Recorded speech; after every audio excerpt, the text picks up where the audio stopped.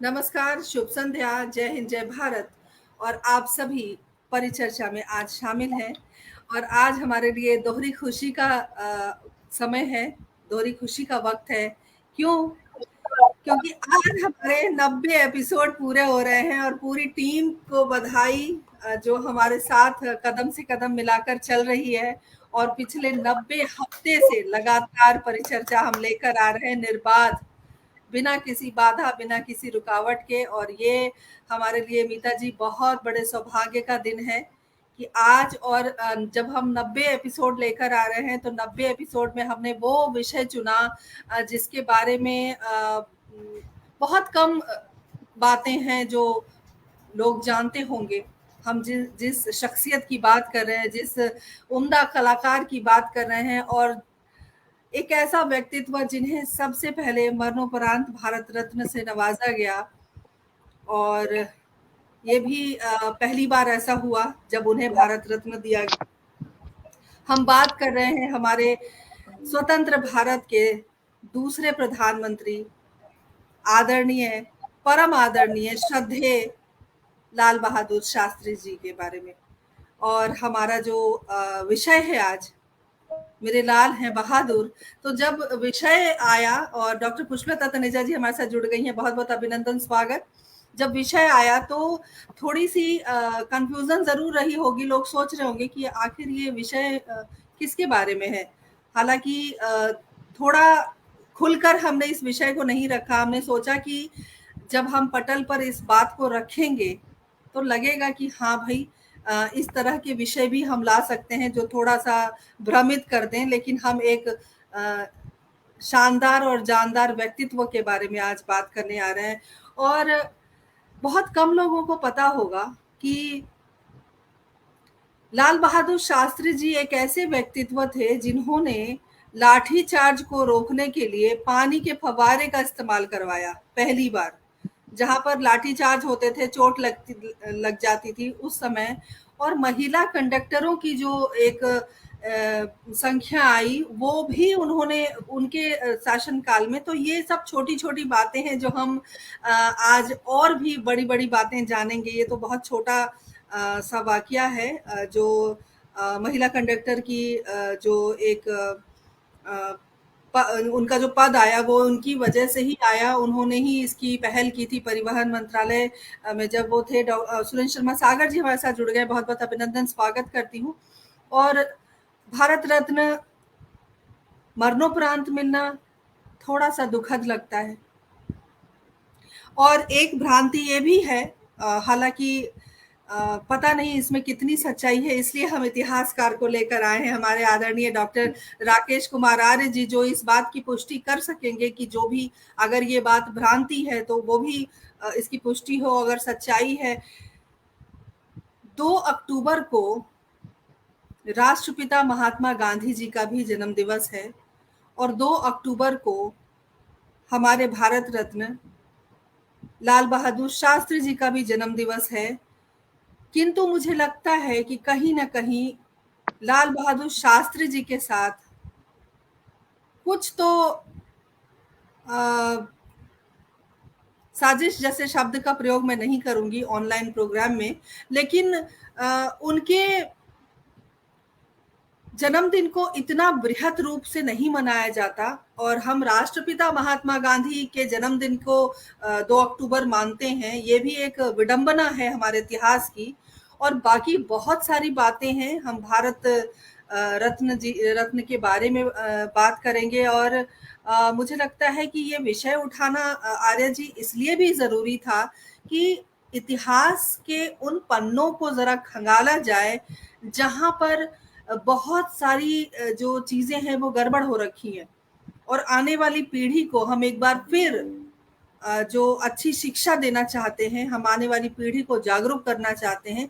इसी उद्देश्य की पूर्ति के लिए हम चाहते हैं कि हम हर विषय, ऐसे विषय को उठाएं और हम अपने इतिहास के माध्यम से उन तमाम बातों को अपने आने वाली पीढ़ी तक सौंप सके। तो चलिए इस कार्यक्रम को हम शुरू करते हैं। और पहले हमारे वक्ता हैं डॉक्टर राकेश कुमार आर्य, हमेशा की तरह, और इतिहास को खंगालने के लिए बैठे हैं चूँकि इनकी कितनी पुस्तकें आ चुकी हैं इतिहास से जुड़ी हुई, और इस विषय पर मुझे लगता है बहुत बेहतर तरीके से आप प्रकाश डाल पाएँगे, तो बहुत-बहुत अभिनंदन स्वागत करती हूँ। और सुरेंद्र शर्मा सागर जी जुड़ गए हैं। जब लोग गांधी जयंती को ज़्यादा तवज्जो देते हैं, तो इसमें गांधी जी, बिल्कुल गांधी जी के विचार का कोई दोष नहीं, गांधी जी का कोई दोष नहीं, हम दोषारोपण नहीं कर रहे हैं, लेकिन हम सिर्फ तुलनात्मक बातें कर रहे हैं कि जहां पर एक ही दिन 2 महान हस्ती का जन्मदिन है, वहां पर इतना भेदभाव क्यों?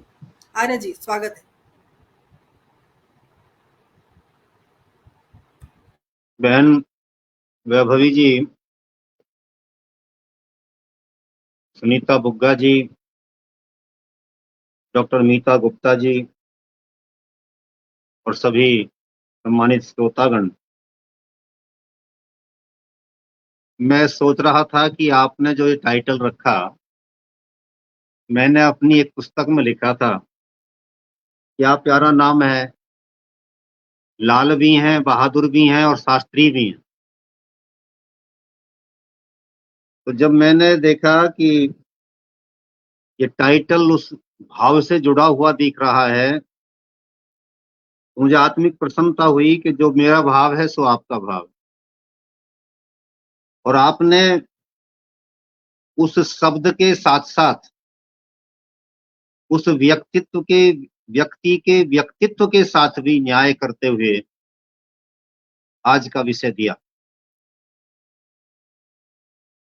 आप साजिश शब्द का प्रयोग नहीं कर रही हैं, शिष्टाचार हो सकता है, निभाना चाहिए, लेकिन मैं कहूंगा कि षड्यंत्र हुआ है। और जो इतिहास लिखने वाले थे, उन लोगों ने इतिहास से उन नायकों को मार दिया जिन पर इतिहास नाज कर सकता था, गर्व कर सकता था। एक उदाहरण मैं देना चाहूंगा कि 1965 में, बात पहले से शुरू नहीं कर रहा हूं मैं, आज के उस संदर्भ से जो कि आपके प्रश्न का उत्तर हो सकता है, उससे मैं अपनी बात को रखना चाहूंगा। भाई साहब, 2 मिनट के लिए आपको रोकना चाहती हूँ, क्योंकि शिष्टाचार में एक गलती मैंने और कर दी। मैं बहुत ज़्यादा भावुक हो गई थी और बहुत ज़्यादा मैं उत्साहित हूँ, शायद यही कारण है। और आदरणीय सुनीता बुग्गा जी का मैं अभिनंदन करती हूँ, स्वागत करती हूँ।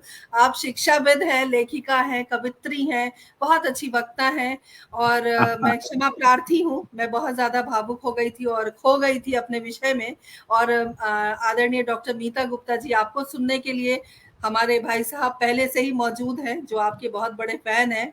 और मीता जी, बहुत-बहुत अभिनंदन, स्वागत। हमारे इस पूरे कार्यक्रम की रूपरेखा, जो विषय वस्तु है, वो सब इनकी देन है। तो बहुत-बहुत अभिनंदन, स्वागत। आप शिक्षाविद हैं। और आर्य जी, अब मंच आपके हवाले। बहन बुग्गा जी को आपने पहले ही जज नियुक्त कर दिया है, तो जो नंबर दे रही होंगी तो वो कितनी विदुषी होंगी, ये तो हम भी जानते हैं ना।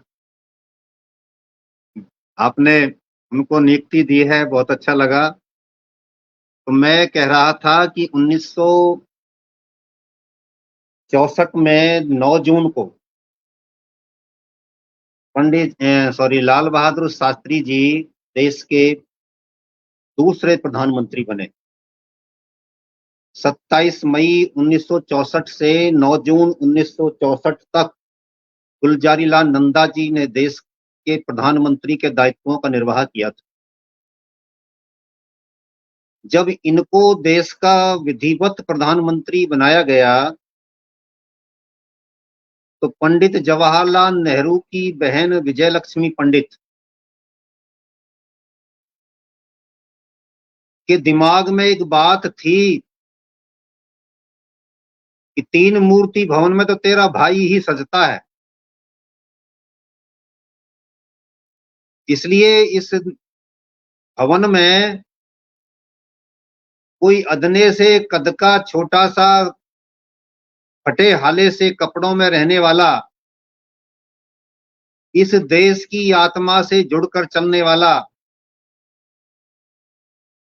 क्योंकि वो पेरिस से कपड़े धुलकर आने वाला पीएम नहीं रहा था, तो उसको ये फूटी आंख नहीं सुहाते थे। और लाल बहादुर शास्त्री की परछाई भी उनको बुरी लगती थी।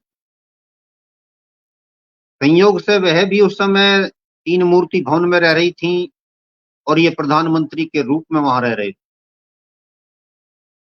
उन्होंने इन पर दबाव बनाना शुरू कर दिया था कि आप यहां से निकलो और इसे यथाशीघ्र मेरे भाई के नाम कीजिए, प्रधानमंत्री नेहरू की स्मृति के रूप में, और तुम यहां से निकलो। लाल बहादुर शास्त्री को देश का प्रधानमंत्री रहते हुए तब कितनी घुटन हो रही होगी, और उस घुटन का परिणाम क्या निकला कि वही संस्कार बुआ से, विजय लक्ष्मी पंडित से इंदिरा गांधी ने ले लिया, और इंदिरा गांधी भी इस बात के लिए लग गई कि यह देश के प्रधानमंत्री नहीं रहने चाहिए। तो जिस परिवार की भावनाएं, मनोभाव प्रारंभ से इस प्रकार के रहे हों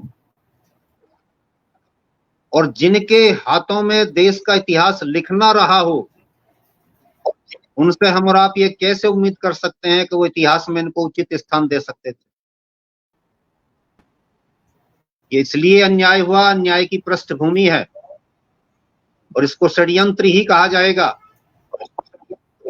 इनके बेटे ने स्पष्ट किया है कि जब ये ताशकंद से, जो उज्बेकिस्तान में है आज के, उस समय के रूस में हुआ करता था, यूएसएसआर में हुआ करता था, जब इनकी डेड बॉडी वहां से यहां लाई गई थी तो अचानक किसी का हाथ यहां चला गया था, तो वहां पर एक गहरा गड्ढा हो रहा था सर में और उससे खून भी निकल रहा था। तो जिस आदमी की अटैक से मृत्यु हुई हो, हार्ट फेल्योर हुआ हो, क्या उसके बारे में आप ये अनुमान लगा सकते हैं कि उसके सिर में कोई गड्ढा हो? ये बड़ा गंभीर आरोप है। और जिस प्रधानमंत्री के साथ में इतनी बड़ी टीम रह रही हो कि जो छींक आते हुए भी एकदम दवाई देने के लिए तैयार रहते हैं, क्या उनको मरने के लिए किसी कमरे में अकेला छोड़ा जा सकता है? तो ये सारे गंभीर प्रश्न हैं। षड्यंत्रों की सुई इस ओर भी घूमती है जब ये आरोप लगते हैं रूस की केजीबी ने इंदिरा गांधी के संकेत पर सारा काम किया था और इंदिरा गांधी को प्रधानमंत्री बनने की जल्दी थी। तब आप ये अनुमान लगा सकते हैं। फिर उसी समय लाल बहादुर शास्त्री जी, मैं थोड़ा सा पीछे की तरफ चलना चाहूंगा, जब देश का संविधान बन रहा था, ज्यादा पुरानी बात नहीं थी, 14 वर्ष पहले ही 1950 में देश का संविधान लागू हो रहा था। 1949 की बात कर रहा हूं। आर्य जी, एक प्रश्न आया है, मैं चाहूंगी अपने जवाब के साथ उसको भी आप जोड़ लें। अनिल जी, शास्त्री जी ने कहा था कि उनके मैं पहले ही कह चुका हूं, यही बात थी, मैं पहले ही कह रहा हूं इसी बात को। वो भी हो रहा था, नीला शरीर भी पड़ा हुआ था, उनकी पत्नी ने भी ये बात कही, बेटा भी कहते रहे हैं। तो मैं यहाँ पर ये बताना चाहूंगा कि जब वह देश के प्रधानमंत्री बने तो देखिए 1949 में जब देश का संविधान बनकर के तैयार हो गया था, तो उस समय देश के संविधान में ये बात लिखनी शेष रह रही थी कि देश की राष्ट्रभाषा क्या होगी। गांधी जी देश की राष्ट्रभाषा को 1918 से कहते आ रहे थे कि देश की राष्ट्रभाषा हिंदी रखी जाएगी, लेकिन 1947 के आते आते मानसिकता में परिवर्तन आ गया। तब तो नेहरू जी भी यही कहा करते थे कि हम देश की राष्ट्रभाषा हिंदी को बनाएंगे, परंतु जब देश के प्रधानमंत्री के रूप में काम करना शुरू किया तो कहा कि हिंदुस्तानी बना लो। हिंदुस्तानी हिंदी नहीं थी, बल्कि उसमें सभी भाषाओं के शब्द डाल दो, हिंदी की संस्कृत की व्याकरण को मार दो, संस्कृत हिंदी के शब्द कैसे कहां से उत्पन्न हुए संस्कृत निष्ठ हिंदी से जाकर के। कल को आप जैसी विदुषी बहनों से पूछने लगे कोई कि ये जुगती कहां से आ गया, जुगाड़ शब्द कहां से आ गया, तो सब खेल जाएंगे, क्योंकि कोई व्याकरणिक ग्राउंड उनकी बेसिक आधार उनका नहीं है इस शब्द का। ऐसे बहुत शब्द आपको तैरते हुए मिलेंगे हिंदी के पृष्ठों पर, लेकिन उन्होंने कहा कि जुगती जोड़ो, युक्ति नहीं। तो अब इस पर क्या हुआ, टीटी कृष्णमाचारी जो कांग्रेस के बड़े नेता हुआ करते थे, उन्होंने कहा कि अखंड भारत चाहिए या हिंदी भारत चाहिए। हिंदी भारत से मतलब था कि यदि आप हिंदी की बात कर रहे हो तो हिंदी बेल्ट को लेकर के अलग हिंदुस्तान बना लो, हम नहीं आपके साथ। और एक आदमी के इस चेतावनी के बाद सारा थर थर कांपने लगा कांग्रेसी नेतृत्व। लेकिन शास्त्री जी थे जिन्होंने 1965 में, जो उस समय कांग्रेस के बड़े नेताओं ने संकल्प लिया था कि 15 साल हमें राजभाषा की प्रतीक्षा करने दीजिए, तब तक हम अंग्रेजी में राजभाषा के काम करते रहेंगे, राजकीय काम, और उसके बाद हम अपनी हिंदी को राष्ट्रभाषा बनाएंगे। नेहरू जी 15 साल होने से पहले दुनिया से चले गए, तो लाल बहादुर शास्त्री ने भारत की सांस्कृतिक चेतना की प्रतीक हिंदी की सेवा और सम्मान करते हुए इसको उस समय राष्ट्रभाषा बनाने का संकल्प ले लिया था। और इसी संकल्प के बल पूरे होते हुए देख करके जो कांग्रेस के भीतर तूफान उठा था, उसको भी सबसे ज्यादा हवा देने वाली यदि कोई थी तो वह विजय लक्ष्मी पंडित थी। अब माहौल खराब किया जाए, इनके विरुद्ध हवा बहाई जाए और इनको किसी भी तरीके से असफल किया जाए। तो जो प्रधानमंत्री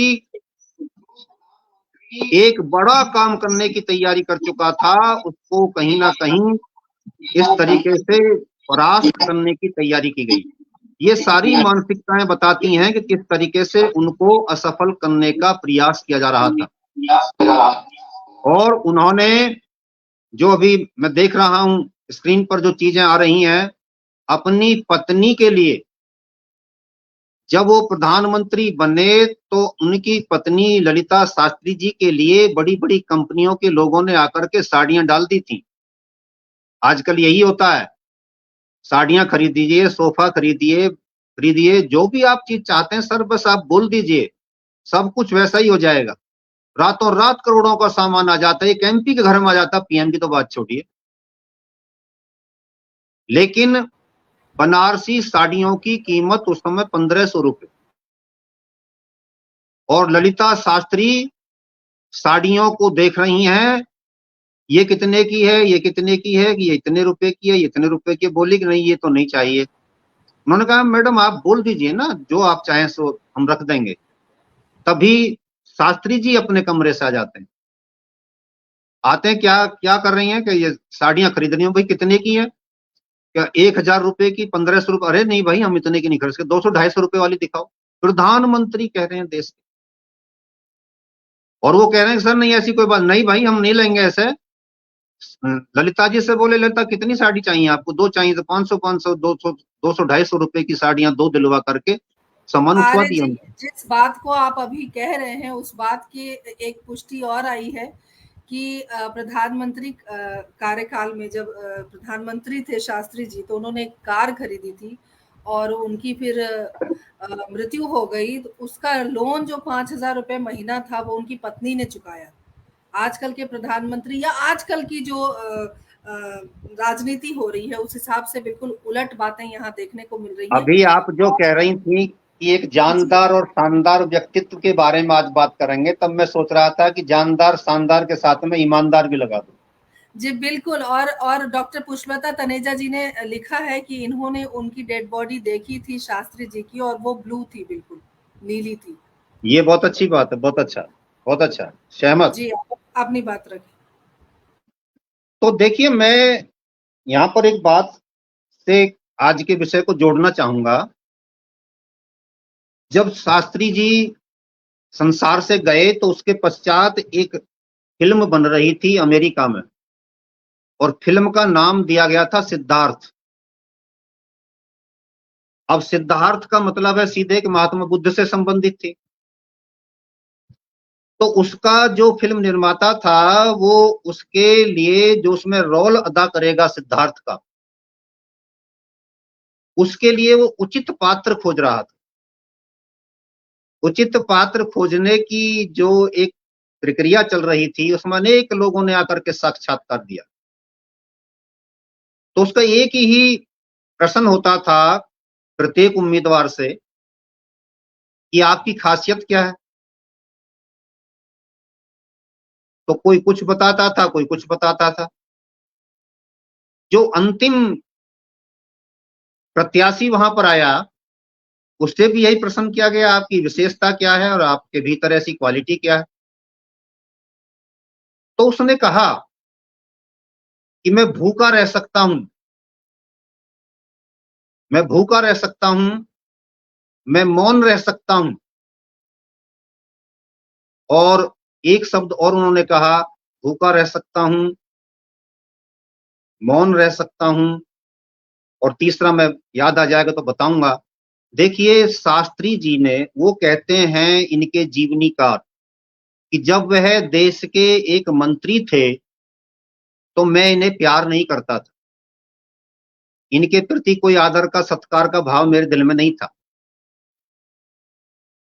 लेकिन जब ये देश के प्रधानमंत्री बने और प्रधानमंत्री के बनने के समय में इनके शासन काल में पड़ोसी देश ने हमारे देश पर आक्रमण किया, तो उस समय जिस ताकत के साथ इन्होंने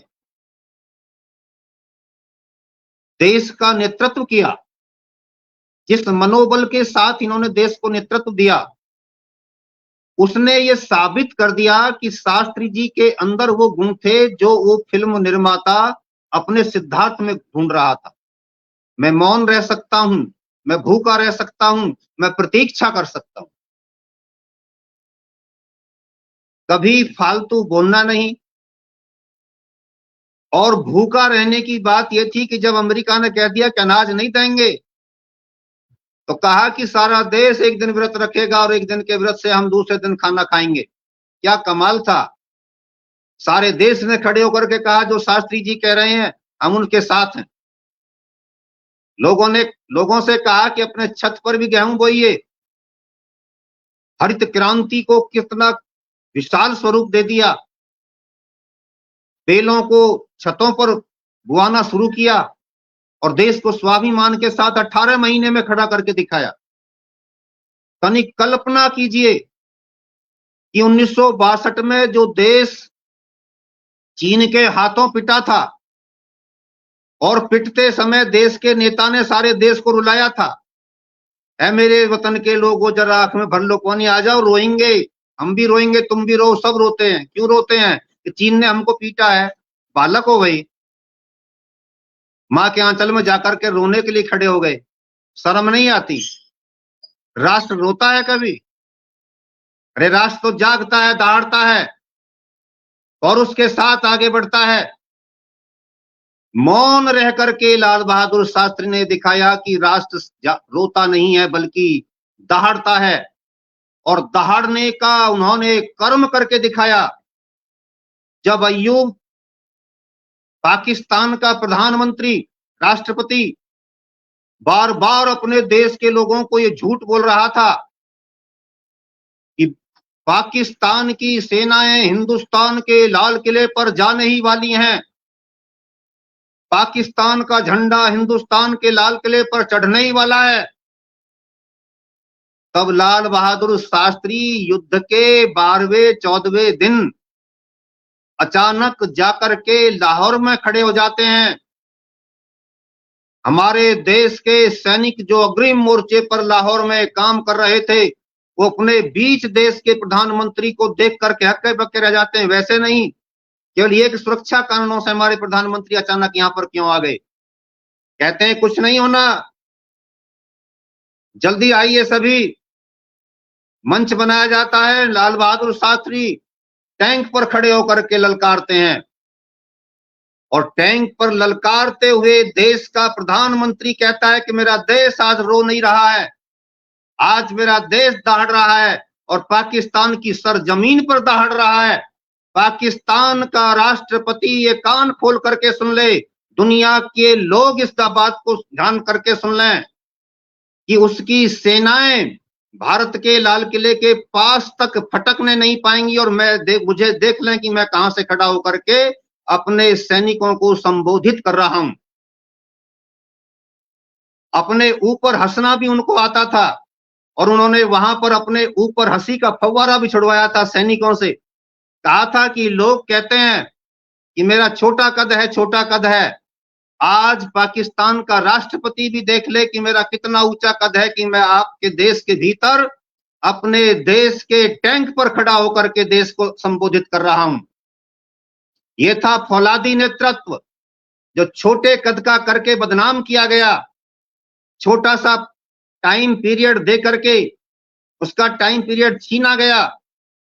एक परिवार की भक्ति करने वाले चाटुकारों ने जिसके साथ न्याय नहीं किया, अन्याय किया, उसने इस देश को जीना सिखाया।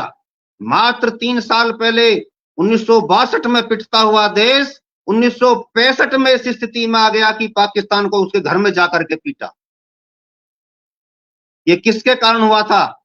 लाल बहादुर शास्त्री जी के कारण हुआ था। तो मैं ये कहता हूं, जो आप कह रही थी, जो आज का आपका टाइटल है, वह लाल भी थे, बेशकीमती हीरा थे, वह बहादुर भी थे, क्योंकि वे बड़बोलों की धरती पर जाकर के उनको जवाब देना जानते थे। और जब देश की जीत हो गई और ताशकंद में दोनों नेताओं को बुला लिया गया, पाकिस्तान और भारत के नेताओं को, तब उनसे पश्चिम की प्रेस के प्रतिनिधि ये पूछ रहे थे कि लाल बहादुर जी जरा ये बताइए, आप इस चल रही वार्ता से कितने संतुष्ट हैं, क्या ये सफल हो जाएगी? तो लाल बहादुर शास्त्री जी ने कहा था कि पहाड़ की चोटी पर ज्यों-ज्यों ऊंचाई पर चढ़ते जाते हैं, त्यों-त्यों चढ़ाई कठिन होती चली जाती है। समाधान के निकट पहुंचते पहुंचते समस्याएं सुलझना बड़ा कठिन हो जाता। कितनी कितनी कूटनीतिक भाषा में जवाब दिया। एक देश का प्रधानमंत्री, गृह मंत्री रहते हुए विदेश मंत्री, उस समय कोई उनके पास में मंत्रालय नहीं था, बिना मंत्रालय के काम कर रहे थे। नेहरू जी ने विदेश भेज दिया। कहने लगे भाई वहां पर ठंड बहुत पड़ती है, जैकेट से मत चले जाना। बोले मेरे पास तो कोट है ही नहीं। कोट नहीं है तो मेरा कोट ले जाओ। हाँ लाओ। कोट पहन लिया, देखा शीशे के सामने खड़े होकर के, एकदम फिट आया। बोले कब दूंगा नहीं। अच्छा ठीक है, जा ले जा। अरे जो देश का प्रधानमंत्री होकर के दूसरों का मांगा हुआ कोट पहनता है, इस देश की चेतना से, इस देश की मिट्टी की मीठी मीठी गंध से अगर वो नहीं जुड़ा हुआ है तो कौन जुड़ा हो? बहुत बढ़िया, बहुत महत्वपूर्ण जानकारी। इसलिए वो शास्त्री भी था, वो ज्ञानवान भी था। उसको किसी तरीके की ऐशना से कोई मतलब नहीं था, उसे किसी प्रकार के दिखावे से कोई मतलब नहीं था। मैं आज कहना चाहता हूं, कोई व्यक्ति संसार में तन मन धन से किसी के साथ नहीं हो सकता। कहने के लिए हम डींगे मारते थे, मैं तन मन धन से तेरे साथ। कोई तन से साथ होता है, जो तन से साथ होता है वो क्षत्रिय होता है। कोई मन से साथ होता है, जो मन से साथ होता है वो ब्राह्मण होता है। और जो आपत्ति काल में देश की सेवा के लिए अपने खजाने को खोल दे, भूख मिटाने के लिए, लोगों को आगे बढ़ाने के लिए अपने खजाने को खोल दे, ले जाओ जितना चाहिए, मेरा देश भूखा नहीं सोना चाहिए, वो वैश्य होता है। वेद ने भी कहा है कि जैसे सूर्या चंद्रम साविवै, जैसे सूर्य और चंद्रमा की जोड़ी संसार में है, वैसे ही आपकी जोड़ी रहनी चाहिए। सूर्य से ऊष्मा लेकर के, ऊर्जा लेकर के चंद्रमा चमकता है, लेकिन सूर्य कभी ये नहीं कहता कि तू मेरी चमक से चमकता, तेरे पास क्या है। और चंद्रमा कभी ये नहीं कहता, बड़े को आंख नहीं दिखाता, जितनी कविताएं रची जाती हैं चंद्रमा की खूबसूरती पर रची जाती हैं।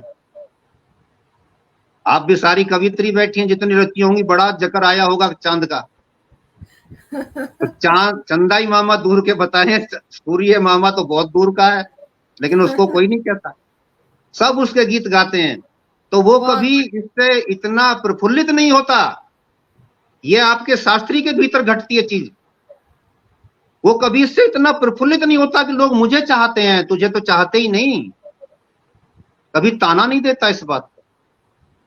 तो फिर वो कहता है वेद का ऋषि कि तेरी संगति कैसे लोगों से हो दुनिया में रहते हुए। तो कहता है पुनर्ददता घनता जानता समगमे वही। वो कहते हैं कि तेरी दानी लोगों से, जो आपत्ति काल में देश के लिए खजाना खोल दे, ऐसे दानी लोगों के साथ तेरी संगति होनी चाहिए। ददता अघ्नता, जो देश में आतंकवादियों के सफाई के लिए, अहिंसा की रक्षा के लिए हिंसा भी करना जानता हो, अहिंसा की रक्षा के लिए हिंसा भी करना जानता हो। ऐसा ना हो कि चीन के प्रधानमंत्री को बुला करके ये दिखा दे कि जहां हथियार बनते थे यहां हम कनस्तर बना रहे हैं, और चाउमैन लाइन ने जाते ही जाकर के हमला किया। भाई साहब, मैं चाहूंगी कि थोड़ी देर के लिए आपको हम रोकें और पुनः आपके पास आएं, क्योंकि आपके पास तो ज्ञान का भंडार है, लेकिन 2 वक्ता हमारे पास और हैं जिनको सुनना बाकी जी है। जी बिल्कुल बिल्कुल, मैं चाहूंगा सुनना चाहूंगा बहुत ईमानदारी के साथ। हाँ जी। 32 मिनट बीत गए, लेकिन आप जो कुछ भी कह रहे हैं वो हमें इतना मधुर लग रहा है। और हमारा एक मीता जी उद्देश्य रहा है कि हम जब भी किसी विषय को लें तो उस विषय की अंतरात्मा तक पहुंचे और एक जो संदेश है वो समाज तक पहुंचे। आज की परिचर्चा बिल्कुल सार्थक होती दिखाई दे रही है। और हमारे साथ अनीता त्रिपाठी जी जुड़ी हुई हैं, बहुत बहुत अभिनंदन, स्वागत। हमारे साथ डॉक्टर चंद्रमणि ब्रह्मदत्त जुड़ गए हैं, बहुत बहुत अभिनंदन, स्वागत। राकेश छोकर भाई साहब हमारे साथ जुड़ गए हैं, बहुत बहुत अभिनंदन, स्वागत। राकेश गंभीर जी हमारे साथ बने हुए हैं, बहुत बहुत स्वागत, अभिनंदन। और भी बहुत सारे श्रोता जो बहुत ही हमारे हृदय के समीप हैं। हमारी पटल की संयोजिका सुदर्शन शर्मा जी जुड़ गई हैं, बहुत बहुत स्वागत, अभिनंदन। और सुरेंद्र भाई साहब की बहुत बड़ी बड़ी लंबी लंबी टिप्पणियां आ रही हैं। और इस्लाम अली साहब हमारे साथ बने हुए हैं, बहुत बहुत इस्तकबाल करती हूँ। डॉक्टर पुष्पलता तनेजा जी लगातार हमारे साथ बनी हुई हैं। धीरेन्द्र कुमार झा हमारे साथ बने हुए हैं, बहुत बहुत स्वागत, अभिनंदन करती हूँ। आप सब इसी प्रकार बने रहें। हमारे साथ डॉक्टर निधि मिश्रा जुड़ गई हैं, बहुत बहुत स्वागत। सारवरी चतुर्वेदी जी हमारे साथ बनी हुई हैं, बहुत स्वागत, अभिनंदन। आप सभी का अभिनंदन करती हूँ, स्वागत करती हूँ। बने रहिए, क्योंकि हम एक महत्वपूर्ण विषय पर चर्चा करने बैठे हैं। सुनीता जी, क्या कहेंगी आप? स्वागत है। जी, मैंने तो मुझसे तो पूर्व वक्ता ने बहुत ही कुछ कह दिया।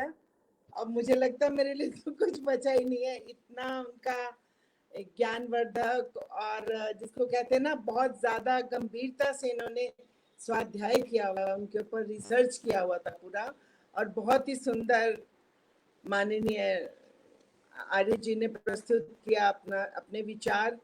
तो मैं एक छोटी सी कविता लाई हूँ, उसके माध्यम से मैं अपने विचार रखी हूँ। और कुछ जो हमारे श्रोता सुनीता जी, आपने जो कहा, आपकी बात में एक बात मैं और मिला देती हूँ कि जिस प्रकार हम एक आदर्श व्यक्ति की बात कर रहे हैं, हम कोहिनूर हीरे की बात कर रहे हैं, जो हमारे भारत रत्न लाल बहादुर शास्त्री जी के बारे में हम यहाँ बात करने आए हैं। तो जो भी यहाँ पटल पर आपको वक्ता के रूप में दिख रहे हैं, वो सब कोहिनूर से कम नहीं है हमारे लिए। हमारे लिए बहुत सम्माननीय है। और बहुत विद्वान वक्ताओं का हमारे साथ मतलब एक पारिवारिक संबंध हम कह सकते हैं। जब भी जरूरत होती है आते हैं और बहुत महत्वपूर्ण जानकारी देते हैं। जी सुनीता जी, आप अपनी बात रखिए। आपने कहा ना कोहिनूरी आते हैं, तो मैं तो कहूंगी कि आप उन सब जितने कोहिनूर है, मोती हैं, उनको पिरोती हैं। पिरोने का काम भी करती हैं, उनको बुलाना, संयोजन करना बहुत बड़ा काम है। तो आज मैं एक छोटी सी कविता रखती हूँ। मुझे जब मैं कल इसकी तैयारी कर रही थी तो मुझे मेरी सास माता जी की भी बहुत याद आई, क्योंकि मैं अभी, मेरे पास वो फोटो है नहीं, मेरा पुराने घर में है वो फोटो। तो वो विद्यालय की संस्थापिका थी, मैनेजर थी।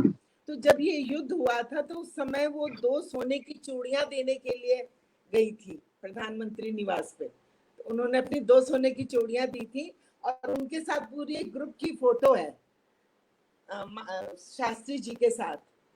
तो बहुत अच्छा लगता है। और मैं तो छोटी थी, मेरे पिता भी फौज में थे, तो मुझे 65 का युद्ध याद है। हमें याद है जय जवान जय किसान, ये सब बातें जो अभी बोली हैं मैं अपनी भाषा में बताऊंगी। तो उस समय था और मुझे याद है कि हम लोग सोमवार का व्रत भी रखा हम लोगों ने बहुत अन्न के लिए। और इसी संदर्भ में मुझे एक जापान का भी थोड़ा सा एक उदाहरण आता है याद, कि जापान में एक बार ऐसा हुआ था कि कुछ बीमारी आ गई थी। तो वहां पर कैलिफोर्निया जो देश है उसमें संतरे बहुत हैं, अच्छे बढ़िया संतरे होते हैं। तो जब उस देश में संतरे भिजवाए गए तो उनके देश के निवासियों ने, जापान वासियों ने एक भी संतरा नहीं खरीदा। आवाज कम आ रही है? अब ठीक है? अब आ रही है आवाज? तो उन्होंने एक भी संतरा नहीं खरीदा। ये आजकल हमने अभी कल परसों स्वदेशी का सप्ताह भी हमारा समाप्त हुआ है, तो उससे हम ये, और यही बात मैंने शास्त्री जी के जीवन में भी देखी कि जब कौशिगिन जो राष्ट्रपति, उन्होंने अपना कोट देना चाहा उनको, तो उन्होंने कहा नहीं, मेरे पास अपना खादी का कोट है, मैं वही पहनूंगा। आपने ये कोट देना है तो किसी जरूरतमंद व्यक्ति को दे दीजिए। तो स्वदेशी की इतनी भावना थी। और जब रेल एक्सीडेंट हुआ तो उन्होंने अपने आप ही, इतनी ईमानदारी थी उनके अंदर, इतनी निष्ठा और ईमानदारी थी कि उन्होंने अपने जो थी वहां से त्याग पत्र दे दिया कि मैं ही जो हूँ वो, अपने आप में, जिसको हम बोलते हैं इंग्लिश में गिल्टी कॉन्शियस। और उन्होंने जब अमेरिका से ये धमकी आई थी PL 480 जो उसके लिए गेहूं के लिए, कि हम ये देना बंद कर देंगे यदि आपने पाकिस्तान वाले उस पर हस्ताक्षर नहीं किए, यदि संधि पे आपने नहीं एग्री किया तो हम आपको जो PL 480 वाली गेहूं बेचते वो बंद कर देंगे। तो उन्होंने कहा कोई बात नहीं। तो इसलिए पूरे देश ने उनके साथ उपवास रखा। एक छोटी सी मैं एक कविता की, मीता जी, आपको सुनीता जी की आवाज सुनाई दे रही है ना? मीता जी नहीं सुनाई दे रही है। अच्छा सुनीता जी, आप दोबारा से जुड़ेंगी जैसे जुड़ी थी पहले, क्योंकि थोड़ा नेटवर्क का इशू है, आवाज नहीं आ रही साफ साफ। ठीक है, देखिए कैसे दोबारा ज्वाइन करना। जैसे आप जुड़ी थी ना अभी प्रोग्राम में, वैसे ही मैं लीव कर जाऊं? लीव करके दोबारा से जुड़िए। हाँ हाँ हाँ हाँ जी। आर्य जी, जब तक मीता जी आती हैं, सुनीता जी आती हैं, तब तक कुछ और प्रसंग ऐसा है अगर जो आप हमें बताना चाहते हैं तो शॉर्ट में जरूर बताएं, क्योंकि हम आपको इसलिए भी सुनना चाहते हैं क्योंकि आपने बहुत पढ़ाई की है, आपके पास तथ्य है, आपके पास सबूत है, तब आप जाके किसी भी विषय पर बात करते हैं। तो हमें भी उसका लाभ प्राप्त करना है और आने वाली पीढ़ी को जो धरोहर सौंपने की हम बात कर रहे हैं, मीता जी आ चुकी हैं हमारे साथ, उस धरोहर की बात हम जब कर रहे हैं तो तथ्य और उसका जो, क्योंकि मीता जी हमारे साथ जुड़ी हैं, मीता जी हमेशा कहती हैं कि 2 चीजें इनकी मुझे बहुत अच्छी लगती हैं। एक तो ये कि विवाद से थोड़ा बचें और जो ट्रुथ है, जो सच्चाई है, उस पर हम चलें। तो ये जो 2 बातें इनसे मैंने सीखी हैं इतने दिनों में, तो वो जो सच्चाई का पूरा पिटारा है वो आर्य जी आपने संभाल रखा है, क्योंकि आप इतिहासकार हैं और इतिहास को खंगालना आपका काम है और बखूबी खंगाल लेते हैं आप। सुनीता जी जब तक हमारे साथ जुड़ती हैं, मीता जी आप अपना वक्तव्य रखिए, बाद में कंक्लूजन निकालिएगा। जी स्वागत है, जब तक वो जुड़ जाती हैं। जी सबसे पहले सभी को नमस्कार। मंच पर आसीन सभी वक्ताओं को, वैभवी जी को, और मंच के उस पार जो वर्चुअल तौर पर हमारे साथ जुड़े हुए हैं, हमारे श्रोता, हमारे दर्शक, उन सभी को सादर नमस्कार। आज नेटवर्क की कुछ दिक्कत है, इसीलिए बार बार मेरा भी नेटवर्क जा रहा है और बार बार मैं जुड़ने की कोशिश कर रही हूँ, कभी फोन से, कभी लैपटॉप से। कोई बात नहीं, ये तो छोटी मोटी अड़चने हैं जो आती ही रहेंगी। और अगर मैं बात को शुरू करूं तो सबसे पहले मैं ये कहना चाहूंगी, इन अड़चनों से पार पाना, इनका साहस के साथ सामना करना, यही सीखा है हमने उनसे जिनके बारे में हम आज चर्चा कर रहे हैं, वे लाल जो बहुत बहादुर हैं। कद किसी के व्यक्तित्व की व्याख्या नहीं करता। कद छोटा है, लंबा है, हम बॉडी शेमिंग पर पहले भी एक कार्यक्रम कर चुके हैं। ये अब बॉडी शेमिंग जैसा बड़ा शब्द आ गया है और अंतर्राष्ट्रीय स्तर पर भी इस पर बातचीत होती है। लेकिन ये जो ऐसी बातें हैं ये जो समाज में लगभग सभी को कभी ना कभी झेलनी पड़ती हैं, चाहे वह किसी उच्च पद पर हो, चाहे वह एक साधारण व्यक्ति हो। तो लाल बहादुर शास्त्री जी को छोटा कद कहकर बहुत समय तक नकार, बिल्कुल सच है। लेकिन जैसे सूरज की रोशनी को मुट्ठी में बांधा नहीं जा सकता, ऐसे ही उस लाल को, धरती के उस लाल को जो बहादुर है, जो शास्त्रों का ज्ञाता है यानी ज्ञानवीर है, जो धर्मवीर है, जो सत्यवीर है, जो दानवीर भी है, ऐसे व्यक्ति के व्यक्तित्व को या उनकी प्रतिभा को बांध पाना बिल्कुल असंभव है, और यही हुआ है। इतिहास के पृष्ठों को जब हम पलटकर देखते हैं तो हम ये पाते हैं कि सादगी और सरलता की मूर्ति होने के साथ साथ उनमें जो आत्मबल था, जिस आत्मबल के बूते अभी आर्या जी ने बहुत ही सुंदरता से उस बात का वर्णन किया कि वे टैंक के ऊपर चढ़ गए, वो उनके उस बल को दिखाता है जो उनके छोटे से शरीर और छोटे कद के विराट व्यक्तित्व को व्यक्त करता है। क्योंकि उनके जो विराट व्यक्तित्व है वो वहां दिखता है जब उनका आत्मबल हमें दिखाई देता है। और वास्तव में ऐसा सच भी है कि किसी भी व्यक्ति की परख कठिनाई के समय में होती है। वैसे तो जिंदगी भर हम अच्छा चलते ही रहते हैं, और जब कठिनाई आए तब हम कैसा व्यवहार करते हैं, हम अपने आप को कितना संयोजित रखते हैं। और एक व्यक्ति जो एक ऐसे देश का प्रमुख है, जिस देश में भुखमरी है, जिस देश में गरीबी है, जिस देश में अशिक्षा है, जिस देश की सेना सुदृढ़ नहीं है, देश अभी अभी आजाद हुआ है, नवोदित देश है, और नवोदित भी ऐसा जिसके हाथ पांव कट गए हैं, बहुत सारी उपजाऊ भूमि और बहुत सारे अच्छे कामगार वे पाकिस्तान चले गए हैं, जो नहीं गए वे कहीं रास्ते में खत्म हो गए हैं, पहुंचे ही नहीं भारत। तो ऐसा देश जो लहूलुहान था, जो घायल था, ऐसे देश को संभालना ऐसे समय में 1962 में 1965 में जो अंतर है वो हम अच्छी तरह से देख पाते हैं। और 1965 के युद्ध में मेरे पिताजी ने भाग लिया था और मैं उस बात को बहुत अच्छी तरह से जानती हूँ।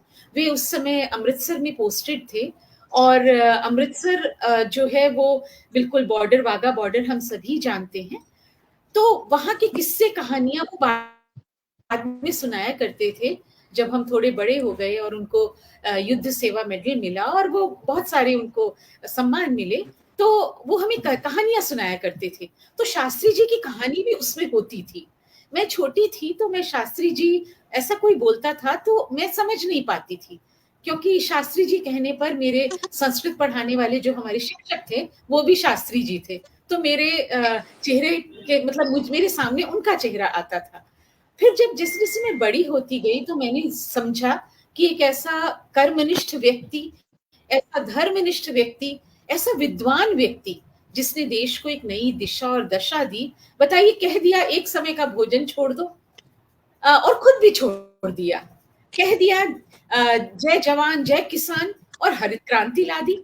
आज हम आत्मनिर्भर भारत की बात करते हैं। आत्मनिर्भरता का पहला मंत्र तो शास्त्री जी ने ही दिया, वो बीज उन्होंने बोया। उन्होंने हर व्यक्ति को ये सिखाया कि कैसे आत्मसम्मान के साथ जीकर देश को आगे बढ़ाया जा सकता है। और बहुत सारी चीजें जो हम विदेशों से आयात करते थे, अब कुछ ही समय के बाद भारत उसका निर्यात करने लगा। ये एक बहुत बड़ी बात है। ये मतलब हम कहने को कह देते हैं वे लैंप पोस्ट के नीचे पड़ते थे तो क्या हुआ, क्या हुआ नहीं।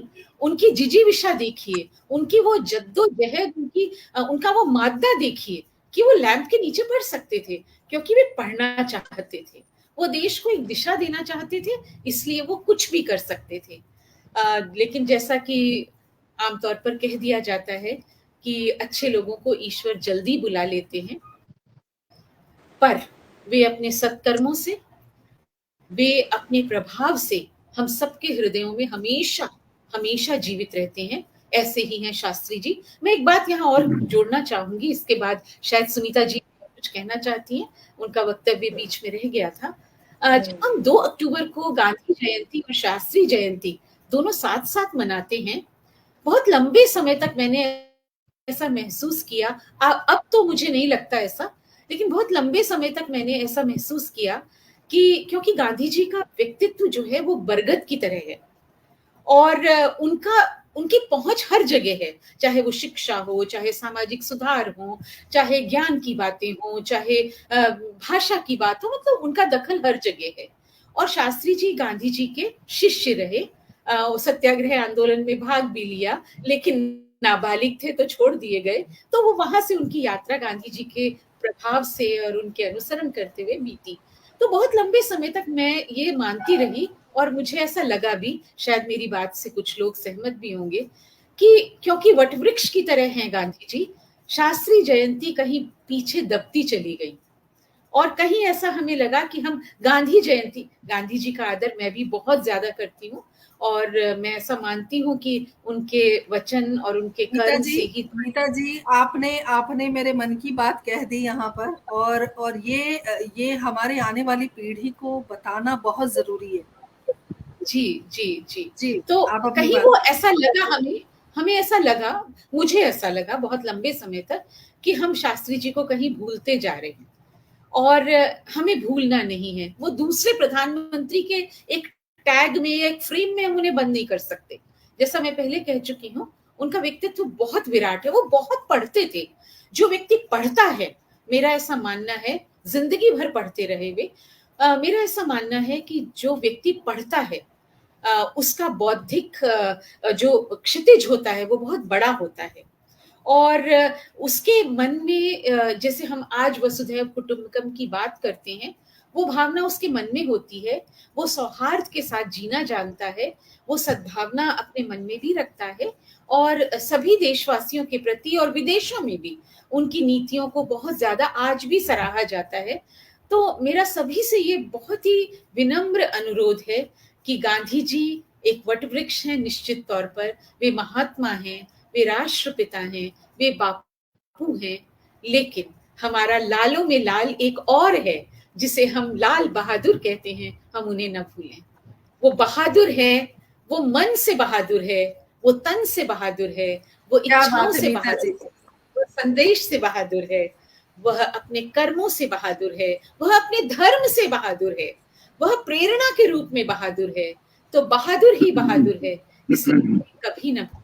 ये मेरा एक संदेश जरूर मैं सबसे बहुत सुंदर नीता जी, बहुत सुंदर, बहुत खूबसूरत। और कंक्लूजन के लिए आपके पास मैं आऊंगी, अंतिम सारांश। और सुनीता जी, आपकी बात अधूरी रह गई थी, उससे पहले हमारे साथ प्रसिद्ध कवित्री निधि भार्गव मानवी जुड़ गई हैं, बहुत बहुत अभिनंदन, स्वागत। और रतिराम जी हमारे साथ बने हुए हैं, स्वागत, अभिनंदन। और डॉक्टर पुष्पता तनेजा जी ने भी बताया कि इनके घर में भी सोमवार का खाना उस समय छोड़ा गया था, रात का भोजन। तो ये एक आह्वान था एक व्यक्ति का, एक व्यक्ति विशेष का, राष्ट्र को अपनी धरोहर, अपनी पूंजी मानने वाला वो व्यक्ति जो एक आह्वान करता है कि आप एक वक्त का अगर खाना छोड़ें तो कितने लोगों के जो मुंह में है वो निवाला जाएगा। और छोटी छोटी बातें अगर हम सोचें, कह सकते हैं क्या हो गया, एक टाइम का खाना छोड़ सकते हैं, कोई बड़ी बात नहीं है। आजकल तो डाइटिंग करने के लिए एक वक्त का खाना छोड़ा जाता है, लेकिन किसी को खाना देने के लिए, किसी को भोजन देने के लिए एक वक्त का खाना छोड़कर देखिए, वो आनंद और आज जो डाइटिंग करने के लिए या और बाकी चीज़ों के लिए हम अपने सेहत को ध्यान में रखकर खाना छोड़ते हैं, भोजन छोड़ते हैं, दोनों में बहुत फ़र्क है। सुनीता जी, आप अपनी बात रखिए। मेरा तो काम ही है बक-बक करना। नहीं, बहुत अच्छा। तो मैंने बोला कि आप सब मोतियों को पिरोती हैं एक धागे में। सुनीता जी के यहाँ तो लगता है नीता नेटवर्क की जी ने दिक्कत है। नीता जी ने बोलिए, बोलिए। बहुत अच्छा अभी बता रही थी ये, तो हम भी मीता जी बहुत खुश माइक हैं। म्यूट कर लीजिए। आर्या जी आप भी कर लीजिए, शायद तब आवाज सही आ जाएगी। हाँ, सुनीता जी आप बोलिए। तो उस समय पे हम लोग के मन में बहुत देशभक्ति की भी भावना थी। मुझे लगता है उस समय के बच्चों में थी, हम लोग भी छोटे थे जब पाकिस्तान का युद्ध हुआ है। तो और उसके बाद जो आज मैं बहुत इनसे सहमत होती हूँ, और क्योंकि मैं शिक्षा से जुड़ी हूँ, विद्यालयों में, यूनिवर्सिटीज में जाती हूँ, तो ये संदेश हमें अवश्य देना है अपने स्तर पर कि हम लोग जिस प्रकार से, गांधी जी का तो बहुत मान सम्मान है, आदर है, परंतु हम लालों में लाल, अपने लाल बहादुर शास्त्री जी को ना भूलें। उनका भी हम जयंती, जो भी नाम है, बात है, वो की जाए। और मैं अपने आप से मैं नहीं कर रही हूँ, पर मेरा यही प्रयास होता है जब 2 अक्टूबर होता है तो मैं अवश्य में शास्त्री जी को के ऊपर कोई कविता या पाठ या उनके विषय में जरूर कुछ बताती हूँ। और एक बार इसी में उनके संस्मरण में कुछ बता रही हूँ, मैं बहुत रिसर्च नहीं कर रही। इस संस्मरणों में भी यही है कि एक बार जब शास्त्री जी का वक्तव्य चल रहा था, भाषण चल रहा था, उस समय भी मेरी सास माता जी की पुस्तक है, भी यही टेबल पे होगी, मैं आपको दिखाती हूँ। तो उसमें उन्होंने इनका वर्णन किया है कि उन्होंने जब वक्तव्य दे रहे थे, शास्त्री जी भाषण दे रहे थे, तो उस समय उन्होंने हिंदी भाषा के विषय में बहुत ही अच्छी बातें बोली कि यदि हिंदी भाषा हम अपना ले या महत्व बढ़ जाए तो देश बहुत आगे बढ़ेगा। उस समय वो कुछ ऋषि दयानंद के विषय में बता रहे थे, उसी संदर्भ में उन्होंने हिंदी का भी बताया था। और एक ये है कि उनके हिसाब से ईमानदारी की बात हम करते हैं, ईमानदारी की बात में यह है कि हम बोलते हैं honesty is the best policy, परंतु शास्त्री जी के हिसाब से honesty is the only policy. उन्होंने सिर्फ कहा कि ईमानदार होना ही सब कुछ है। कुछ पंक्तियां रखती हूँ आपके सम्मुख। छोटा कद महान व्यक्तित्व, छोटा कद महान व्यक्तित्व और जिगर में स्वाभिमान, मंत्र अनोखा दिया राष्ट्र को, जय जवान जय किसान। मंत्र अनोखा दिया राष्ट्र को, जय जवान जय किसान। भारत माँ के लाल नमन तुझे, भारत माँ के लाल नमन तुझे, नतमस्तक सारा हिंदुस्तान, नतमस्तक सारा हिंदुस्तान। मूर्त तुम, सादगी की प्रति मूर्त तुम और भौतिकता से अनजान। ये जो हम बार बार कहते हैं कि वो सिंपल रहते थे, साधारण वेशभूषा थी उनकी, और बहुत ही वो विपन्न उनके परिस्थितियां थी जिसमें उन्होंने पढ़ाई की, उनका बचपन बीता। जब हम पढ़ते हैं तो हम कहते हैं कि भौतिकता से अनजान, मंत्र अनोखा दिया राष्ट्र को, जय जवान जय किसान। सन 65 की जंग हुई जो, सन 65 की जो जंग हुई जो, घुटने में आया पाकिस्तान, घुटने में आया पाकिस्तान। मंत्र अनोखा दिया राष्ट्र को, भारत जय जवान जय किसान। भारत माँ के लाल नमन तुझे, नतमस्तक सारा हिंदुस्तान। भारत माँ के लाल नमन तुझे, नतमस्तक सारा हिंदुस्तान। मंत्र अनोखा दिया राष्ट्र को, जय जवान जय किसान। लाल बहादुर शास्त्री भारत की शान, नारा दिया जय जवान जय किसान। जय जवान जय किसान जो नारा था, उन्हें उर्वी नाम के स्थान पर जब वो भाषण दे रहे थे तो ये वहां पे उन्होंने बोला था जय जवान जय किसान। और फिर ये अपनी जितनी उनकी सभाएं होती थी उनमें ये बोलते थे। और कालांतर में आते आते पाकिस्तान युद्ध के समय ये बिल्कुल ही चरितार्थ हो गया। बहुत सुंदर। जी, सुनीता बहुत जी सुंदर, बहुत खूबसूरत बहुत आपकी कविता और बहुत अच्छा वक्तव्य।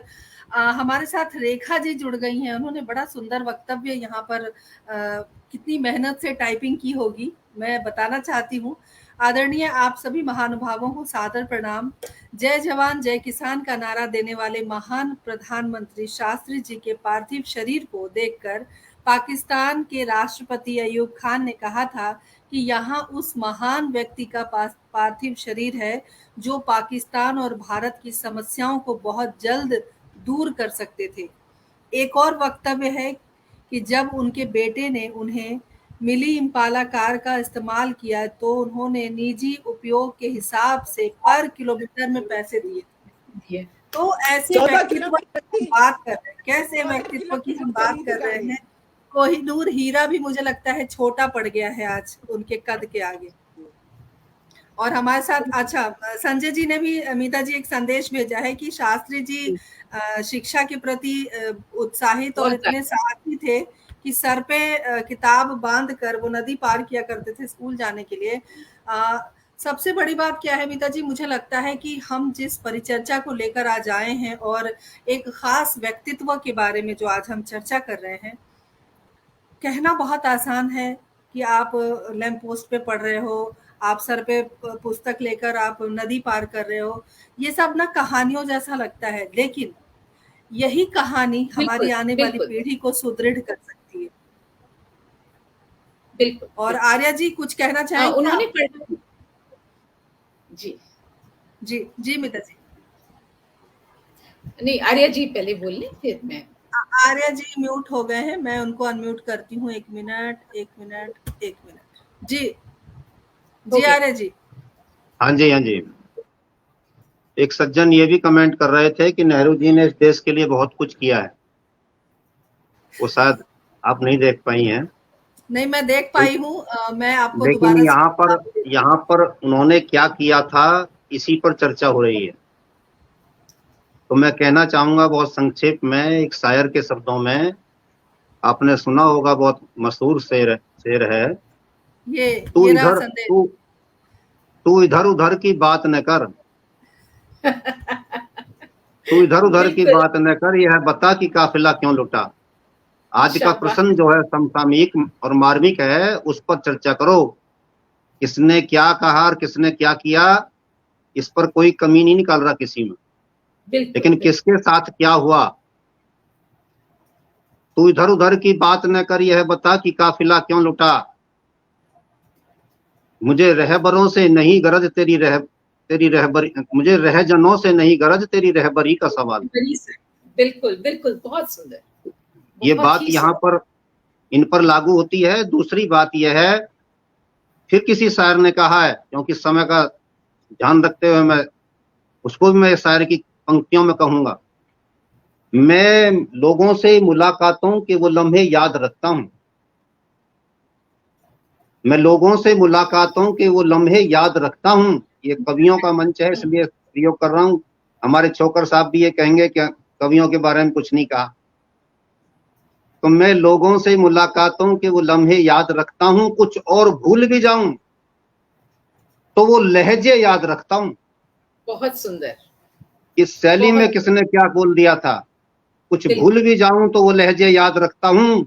ये लिखने वाले, ये कहने वाले कि नेहरू ने बहुत कुछ किया था, शास्त्री के साथ क्या हुआ, किसने किस लहजे में उनको अपमानित किया, आज उनको याद रखने की जरूरत है। कुछ भूल भी जाऊं तो वो लहजे याद रखता हूं। याद रखता हूँ, बहुत सुंदर, तनिक जरा सा हटके चलता हूं जमाने की रवायत से, जरा सा हटके चलता हूं जमाने की रवायत से। जिन्होंने दिया है, जिन कंधों ने दिया है मुझे सहारा, उन्हें हमेशा याद रखता हूं, याद रखता हूँ, उन्हें हमेशा याद रखता सुंदर, हूं। बहुत सुंदर, बहुत तो ये सुंदर, बात बहुत सुंदर, जो दिमाग में रख लेता है, जो कृतज्ञता को हृदय में धारण कर लेता है, वो किसी बिल्कुल के सही साथ कहा, उपेक्षा का भाव नहीं करता। आज ये बिल्कुल हीरो सही। हमारा जीरो बना दिया गया। चर्चा इस पर थी और इसी पर सभी ने अच्छे विचार रखे हैं। मैं कमेंट्स का भी स्वागत करता हूं, और दोनों विदुषी बहनों ने भी अपने अपने पार्ट पर जो अच्छा वक्तव्य यहाँ पर दिया, हमारा मार्गदर्शन किया है, उनके प्रति भी हृदय से विनम्रता पूर्वक अपना विनम्र सादर अभिनंदन करता हूं। धन्यवाद। सुंदर, बहुत सुंदर, बहुत बढ़िया, बहुत सुंदर। बहुत खूबसूरत। 2 ऐसे शेर जो बिल्कुल तीर की तरह दिल में चुभने वाले और यथार्थ में क्यों? क्योंकि हम ज़ाहिर सी बात है, हम बात कर रहे हैं हमारे लाल के बारे में। हाँ जी, तो हाँ जी, हाँ जी। उन्होंने क्या किया, उनकी जीवन यात्रा और उन्होंने जो कष्ट सहे, या भारत की आने वाली पीढ़ी को हम उनके बारे में क्या बता रहे हैं, ना कि किसने क्या किया और क्या नहीं किया। खैर ये तो नहीं, वो मार्ग चूंकि तो भटकना नहीं है। हाँ, बिल्कुल, जी, बिल्कुल। तो अब सवाल ये उठता है, कंक्लूजन की तरफ हम जरूर बढ़ेंगे, लेकिन रेखा जी बहुत बड़े पद पर हैं, मैं बता दूं। ये डायरेक्टर के पोस्ट पर हैं आप, और समय निकाल लेती हैं परिचर्चा देखने के लिए, ये भी बड़ी बात है। और कार्यक्रम से बहुत प्यार है इनको, भारत सरकार में हैं, और बहुत बहुत अभिनंदन पुनः। आप इतना शेड्यूल आपका मुश्किल होता है, तब भी आप समय निकालती हैं परिचर्चा सुनने के लिए, किरदार ज़िंदगी में आती हैं। बहुत बहुत हम आभार व्यक्त करते हैं। और भारत के लाल की हमने बात की, हमने उस जिजीविषा की बात की जो हमें आज भी प्रेरणा दे रही है और आने वाले कल को भी प्रेरणा मिलेगी। हम चाहते हैं कि हमारा भारत इतना सुदृढ़ हो जाए, हमारी आने वाली पीढ़ी जो कहीं न कहीं, मिता जी बहुत सारे टॉपिक्स भी निकल रहे हैं बहुत सुंदर। चर्चा को लेकर। जी, तो हमारी जो जी। जो धरोहर है, हमारे कर्णधार हैं, वो जो विपरीत धारा में अपने आप को बहाने की कोशिश कर रहे हैं, ये परिचर्चा, ये विषय उनको एक रास्ता ज़रूर दिखाएगा बिल्कुल, कि बिल्कुल, हमारे डेफ़िनिटली। भारत में कैसे-कैसे महान व्यक्ति इस मिट्टी ने उनको जन्म दिया, इस मिट्टी में वो पैदा हुए, और जो उनके विचार रहे हैं, वो विचार तो हमेशा, हमेशा, हमेशा, हम रहें ना रहें, ये पूरी सृष्टि साक्षी है, उनके विचार गूंजते रहेंगे। जो उन्होंने नेक कार्य किए, वो नेक कार्य हमेशा हम याद रखेंगे। कंक्लूजन क्या निकला आज की परिचर्चा का? वैभवी जी, सबसे पहले तो आर्या सर को और सुनीता जी को बहुत ज़्यादा हृदय से आभार। आपने इतनी अच्छी बातें हम सबके साथ शेयर की, हमारे श्रोताओं ने इन बातों को सुना, और अभी भी जब फ़ेसबुक पर ये जाएगा, और अभी तो लाइव चल रहा है, यूट्यूब पर ये जाएगा, तो बहुत सारे लोग, क्योंकि ये जो कार्यक्रम हमारे हैं, ये कार्यक्रम केवल लाइव ही नहीं है, बाद में भी लोग जुड़ते रहते हैं और अपने कमेंट्स और अपने व्यूज उसमें उनके आते रहते हैं। बहुत ही सुंदरता से परिचर्चा आगे बढ़ी और अब समापन की ओर है। मैं एक बिंदु जो शायद हम सबसे छूट गया है, वह यह कि वे जाति में बिल्कुल विश्वास नहीं करते थे। अस्पृश्यता उनके लिए एक प्रकार से पाप था, और जातिगत विशेषता या इस तरह का कुछ दिखाने के लिए कि मैं इस जाति का हूँ, उन्होंने अपने नाम के आगे से अपना जो श्रीवास्तव वे शायद परिवार से थे, तो वो भी हटाया था। और यही कारण था कि वे सभी धर्मों को, सभी जातियों को एक मतलब कहना चाहिए समरूपता से देख पाते थे। और आज की पीढ़ी के लिए वे वास्तव में महानायक हैं। आज की पीढ़ी जो केवल रंगीनियों में खोना जानती है, एक वर्चुअल दुनिया में जी रही है जिसमें कोई सच्चाई नहीं है, ये बात भी यहाँ सबको बताना आवश्यक है कि वे बहुत ज्यादा पढ़ लिख नहीं पाए थे, उनकी परिस्थितियां नहीं थी ऐसी। लेकिन कोई स्कूल जाकर ही नहीं पढ़ता है। यदि उसे पढ़ने का मन है, इच्छा है, दृढ़ निश्चय है, तो वह अपने ज्ञान का विस्तार कभी भी कर सकता है, किसी भी उम्र में। ऐसे ही शास्त्री जी थे। तो हमारी जो युवा पीढ़ी है, मेरे जो विद्यार्थी हैं या सुनीता जी के जो विद्यार्थी हैं, उन सबको ये सीखना होगा कि यही वह धरती है जहां उन्होंने जन्म लिया, और यही वह धरती है जहां हमने जन्म लिया। ये वीर प्रसू धरती है। ये ऐसे लोगों के लिए को जन्म नहीं देती है जो ऐश्वर्य की ओर या इस तरह की चकाचौंध की ओर आकर्षित हों, और देश के उन मूलभूत सिद्धांतों को, देश की संस्कृति के उन मूलभूत तत्वों को भूलें। शास्त्री जी एक प्रकार से हमारी संस्कृति का प्रतीक है। हमारी संस्कृति जितनी उदात्त है, उतना ही उदात्त और उज्जवल चरित्र शास्त्री जी का है। तो ऐसे में यही संदेश सब युवाओं के लिए है कि बच्चों, आप इनसे सीखिए, और ये इनसे सीखने के लिए इनकी जीवनी पढ़नी आवश्यक नहीं है। इनके बारे में आपको बहुत जगह से बहुत कुछ सुनाई देगा। आप स्वयं वैसा बनने का प्रयास कीजिए। किस तरह से, कितनी कठिनाइयों से, एक तरह से तब के वे कुंदन बने, सोना तो रहे ही होंगे, तभी कुंदन बने। तो आज की हमारी इस परिचर्चा का यही संदेश है कि हमारे वे लाल सचमुच बहादुर हैं और हम सबके लिए अनुकरणीय हैं।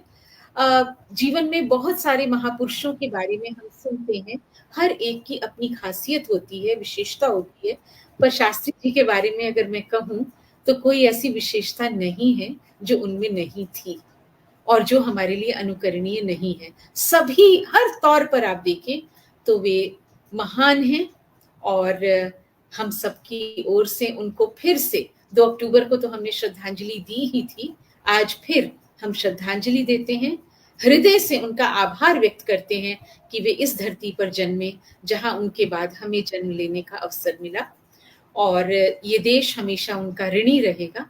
उनका ऋण चुकाया नहीं जा सकता है, चाहे सैनिक हो चाहे किसान हो, सब उनके ऋणी हैं। साधारण लोगों से लेकर महिलाएं, पुरुष, बच्चे, सब उनके ऋणी हैं। तो ऐसे शास्त्री जी को हम शत शत प्रणाम करते हैं।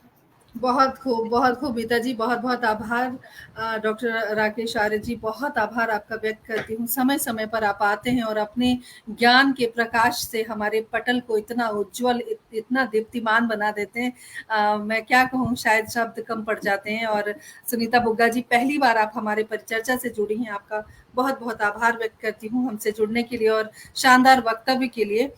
90 एपिसोड, 10 दूर है हम 100 एपिसोड से। छाती चौड़ी हो गई है ये सोच सोच कर कि आखिर हमने भी, हाँ, कहीं ना कहीं उस बहादुर का अंश हमारे अंदर भी है, जो हम इस परिचर्चा को लेकर हर बाधाओं को पार करके हम वहां तक पहुंच रहे हैं और आगे भी पहुंचेंगे। आप सभी का साथ रहेगा। रेखा जी, बहुत बहुत पुनः आभार आपका। और जैसे कि मीता जी आपने कहा कि हम रहें या ना रहें, उनका जो उन्होंने किया वो अनुकरणीय है और हमेशा हम सीख सकते हैं उनसे। वैसे ही वैभवी रहे ना रहे, मीता जी रहे ना रहे, हिंदी साहित्य संस्थान दिल्ली का यह पटल कोई ना कोई चला रहा होगा हमारे बाद भी। और जो हमारी जो भी जिस विषय पर हमने बात की है, यूट्यूब पर, फेसबुक पर, अगर फेसबुक का इतिहास अमर रहा, यूट्यूब का इतिहास अमर रहा, तो हमारी जो कोशिश है वो भी अमर रहेगी। हमारे जाने के बाद भी हमें लोग याद कर सकते हैं। और सबसे अच्छी बात मीता जी कि जिस विषय पर हमने बात की, अगर बच्चे कुछ ढूंढना चाहते हैं, जैसे गूगल पे जाते हैं, तो वो हमारे हिंदी साहित्य संस्थान दिल्ली के यूट्यूब चैनल पर भी जा सकते हैं और बहुत कुछ सीख सकते हैं, अलग अलग विषय पर अलग अलग वक्ताओं से बातचीत। और मीता जी, एक और बात आपको आज बताना चाहती हूँ, क्योंकि आज खुशी का माहौल है। हमारा जो कार्यक्रम किरदारे जिंदगी होता है, उस तमाम किरदारों के ऊपर एक किताब लाने की सोच रहे हैं हम लोग। जितने किरदार आए हैं उनकी एक किताब, वो धरोहर के रूप में हम पीढ़ी को सौंप कर जाएंगे। और क्योंकि अलग अलग लोग आए थे और अलग अलग लोगों ने अपनी अपनी बातें रखी, और 100 एपिसोड पूरे होने वाले हैं। अगली बार हम अलग अलग क्षेत्र की मिठाइयों के बारे में बात करेंगे, तो आप लोग छटकारे लेते हुए अगली परिचर्चा में जरूर शामिल हो। और हम महाराष्ट्र की भी मिठाई के बारे में बात करेंगे, राजस्थान की भी, बिहार की भी, उत्तर प्रदेश की भी।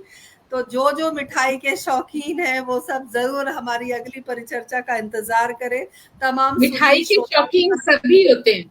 हम सोचते हैं भारतवर्ष में इतनी मिठाई खाई जाती है, विदेशों में भी मैंने देखा है लोग मिठाई बहुत पसंद करते हैं, और खास तौर पर गुलाब जामुन, भारतीय गुलाब जामुन वहाँ बहुत ही प्रसिद्ध है, और जलेबी बहुत प्रसिद्ध है। विदेशों में भी खूब लोग खाते हैं हमारे व्यंजनों को। तो मिठाई के व्यंजन की बात करेंगे, बिल्कुल बिल्कुल जी, उसी पर चर्चा चलेगी। और रेखा जी ने एक बहुत महत्वपूर्ण तथ्य टिप्पणी के तौर पे उन्होंने भेजा है, वो पढ़ लेते हैं, उसके बाद हम कार्यक्रम को स्थगित करेंगे। कोई सज्जन शास्त्री जी से मिलने आए थे और ये मिल नहीं पाए।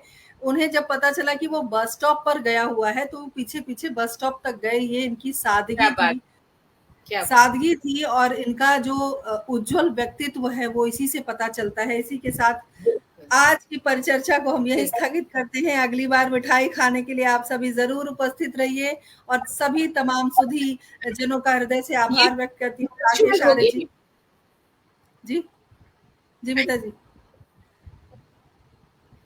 वैभवी जी, ये वर्चुअल मिठाई होगी, नहीं तो फिर आपके घर में डेरा सब लोग डालेंगे और कहेंगे मिठाई खिलाइए। तो वर्चुअल मिठाई खिलाने के लिए तैयार, खाने के लिए तैयार रहना है सभी को। जी जी बिल्कुल। सुनीता जी, तहे दिल से शुक्रिया अदा करती हूँ, बहुत आभार।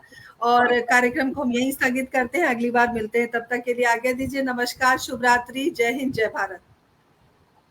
नमस्कार, नमस्कार।